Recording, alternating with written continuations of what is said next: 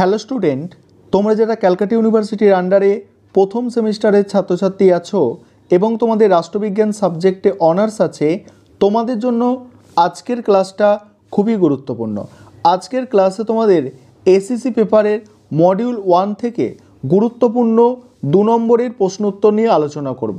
তোমরা জানো তোমাদের এসএসসি পেপারে 5টা 2 নম্বরের প্রশ্ন পরীক্ষায় লিখতে হবে। তাহলে প্রশ্ন উত্তরগুলো দেখে নাও। প্রথম প্রশ্ন কি আছে দেখো, এফআইআর কি? এফআইআর হলো পুলিশের কাছে প্রাথমিক সূচনা, যা একটি বিচার্য ও গুরুত্বপূর্ণ অপরাধ সম্পর্কে পুলিশ আনুষ্ঠানিকভাবে লিখে নেয়। পরের প্রশ্ন, এফআইআরের সম্পূর্ণ কথা কি? First information report. তারপরে প্রশ্ন, এফআইআর কিভাবে দাখিল করা হয়? একজন অপরাধের শিকার বা সাক্ষী পুরো ঘটনাটি লিখে সই করে পুলিশের কাছে জমা দেবেন। তারপরে দেখো, তথ্যটি দিতে হবে থানার অফিসার ইনচার্জ বা তিনি না থাকলে তারপরেই যে উচ্চপদস্থ পুলিশ কর্তা আছেন তার কাছে। অভিযোগকারী যদি লিখে জমা না দেন বা লিখতে অসমর্থ হয় তাহলে পুলিশ তা লিখে নেবেন ও অভিযোগকারীকে দিয়ে পড়িয়ে নিয়ে সই করিয়ে নেবেন। তারপরের প্রশ্ন কি আছে, গ্রেপ্তার কাকে বলে? একটি বৈধ কর্তৃত্ব দ্বারা একজন ব্যক্তি মানুষের ব্যক্তি স্বাধীনতা হরণ করাকে গ্রেপ্তার বলা হয়। গ্রেপ্তার দুটি কারণে করা যেতে পারে। এক হচ্ছে অভিযুক্তকে আদালতে উপস্থিত করানোর উদ্দেশ্যে, দুই হচ্ছে কোনো অপরাধ যাতে না ঘটে তার জন্য। পরের প্রশ্ন, ভারতীয় সংবিধানের 22 নম্বর ধারা উল্লেখ করো।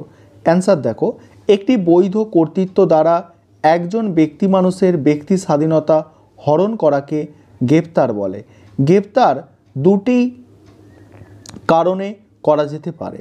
এক হচ্ছে অভিযুক্তকে আদালতে উপস্থিত করানোর জন্য, আর হচ্ছে কোনো অপরাধ যাতে না ঘটে তার জন্য। 22 নম্বর ধারা এটা উল্লেখ করা আছে। পরের প্রশ্ন, ওয়ারেন্ট ছাড়া গ্রেপ্তার করা যায় এমন কয়েকটি ক্ষেত্র উল্লেখ করো। 1 নম্বর হচ্ছে যদি বিচারযোগ্য অপরাধ হয়। তারপরে 2 নম্বর পয়েন্ট দেখো, যদি কারো কাছে অবৈধ বাড়ি ভেঙে ঢোকার যন্ত্র থাকে। 3 নম্বর, রাজ্য সরকার কর্তৃক ঘোষিত একজন অপরাধী। 4 নম্বর, পুলিশ অফিসারের কাজে কেউ যদি বাধা দেন। পরের প্রশ্ন, গ্রেপ্তার হওয়া ব্যক্তির কয়েকটি অধিকার লেখো। 1, গ্রেপ্তারের কারণ জানবার অধিকার। 2, জামিন পাওয়ার অধিকার। 3, যদি গ্রেপ্তার হয়েছেন যিনি গ্রেপ্তার হয়েছেন তার বন্ধু আত্মীয় বা কোনো নিকট ব্যক্তিকে জানাবার অধিকার। পরে দেখো, আইনি সাহায্য পাওয়ার অর্থাৎ লিগ্যাল অ্যাহেড বা আইনি সাহায্য পাওয়ার অধিকার। পরের প্রশ্ন, বিল বা জামিন কি? দেখো অ্যান্সার, বিল বা জামিন হলো একটি কোর্ট নির্ধারিত নির্দিষ্ট পরিমাণ অর্থের বিনিময়ে অভিযুক্তকে সাময়িকভাবে হেফাজত থেকে মুক্তি দেওয়া।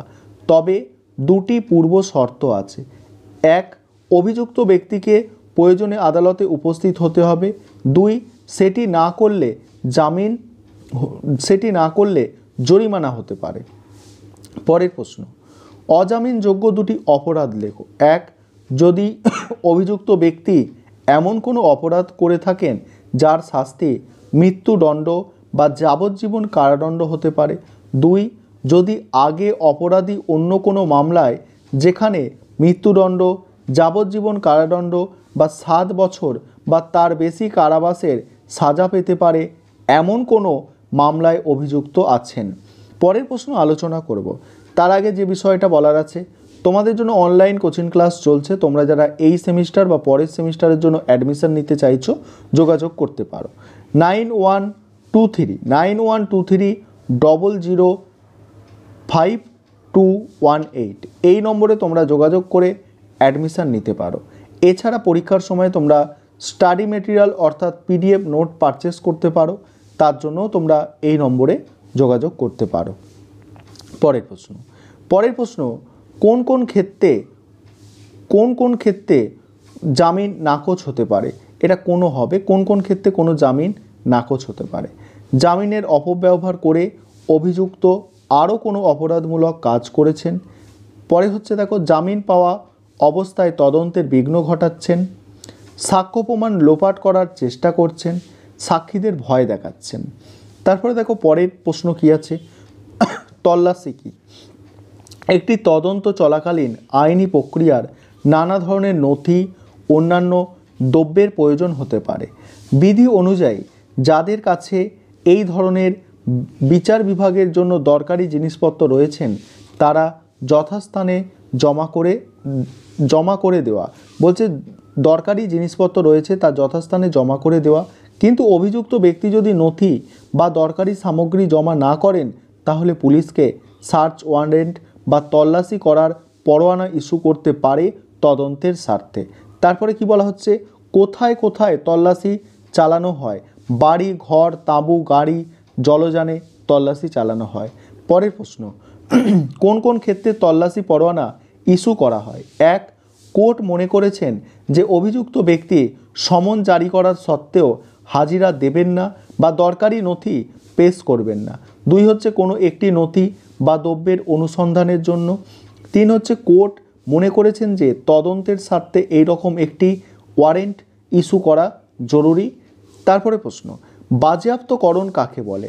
আইনগত বা বৈধ প্রক্রিয়ায় কোনো আধিকারিক কর্তৃক, এটা কর্তৃক হবে, আধিকারিক কর্তৃক কোনো সম্পত্তির দখল নেওয়াকে বাজেয়াপ্ত করা বলে।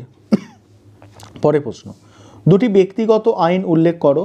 The Indian divorce act 1869, the special marriage act 1955, তারপরে আরও একটা আছে দেখো, ফরেন ম্যারেজ অ্যাক্ট।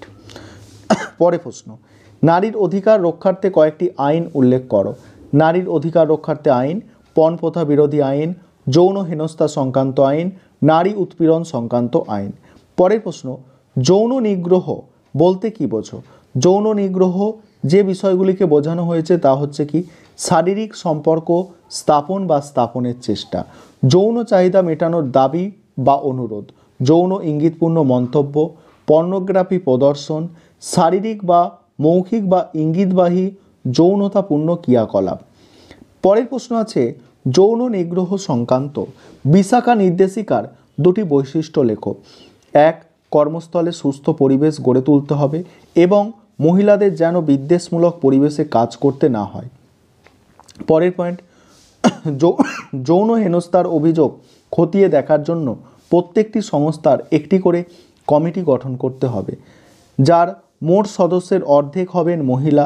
স্বেচ্ছাসেবী সংগঠনের প্রতিনিধিরা এই কমিটির সদস্য হবেন। অভিযোগ প্রমাণিত হলে দোষীকে ভারতীয় দণ্ডবিধি অনুসারে ফৌজদারি সাজা দেওয়া যাবে। এই ছিল তোমাদের আজকের ক্লাস।